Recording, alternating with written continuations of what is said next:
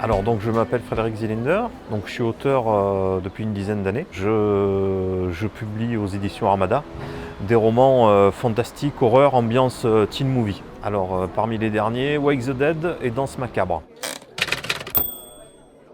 Alors j'ai un prochain roman chez le même éditeur qui malheureusement n'a pas pu paraître pour le festival, mais qui devrait paraître au premier trimestre 2019 et qui s'intitulera L'île des poupées maléfiques.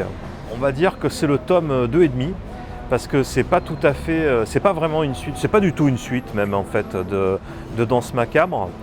C'est plutôt un spin-off. Dans le roman Danse macabre, j'ai un personnage de réalisateur de films d'horreur complètement psychopathe, dont je cite plusieurs fois un film qui est sa référence, qui s'intitule L'île des poupées maléfiques.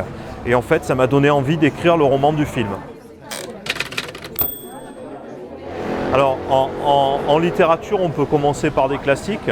Alors, il y a du classique, donc relativement ancien maintenant, c'est H.P. Lovecraft. Voilà.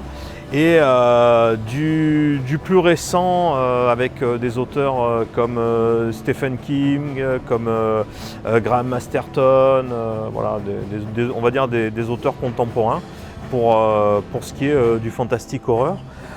Après, aujourd'hui, on peut aussi découvrir les littératures de l'imaginaire avec pas mal d'auteurs français, puisque la littérature française, elle est aujourd'hui quand même riche d'un certain nombre d'auteurs talentueux. Donc on peut découvrir des auteurs comme Cécile Duquesne, comme Jean-Luc Bizien, qui sont d'ailleurs présents sur le festival, ou encore d'autres auteurs qui ne sont pas présents, mais comme Aurélie Wellenstein. Enfin, il y en a tellement même que je ne pourrais pas les citer, mais l'offre est très riche et on peut trouver chaussures à son pied. En tout cas, pour moi, dans mes histoires, il y a deux types de monstres. Il y a le monstre, on va dire, évident, donc la créature maléfique, la sorcière, le loup-garou, le démon, le zombie, etc. Et puis il y a le monstre qui est tapi en chacun d'entre nous. Donc dans mes histoires, très souvent, les personnages ne sont ni totalement blancs, ni totalement noirs, ils sont plutôt gris et cachent parfois de sombres choses au fond d'eux-mêmes.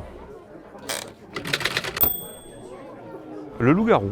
Je sais pas, ça remonte à très longtemps, ça remonte je pense à une veillée en colo quand j'avais 10 ou 11 ans, où un moniteur nous avait autour du feu raconté le film Le loup-garou de Londres.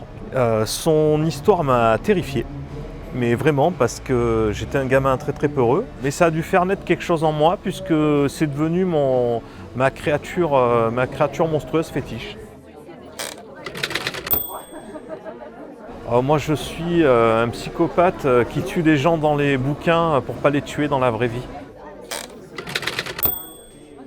J'y participe régulièrement, ça doit être la 5e ou 6e fois qu'il me convie. C'est un super festival parce que de tous ceux auxquels je suis amené à participer, c'est encore celui où il y a la meilleure ambiance.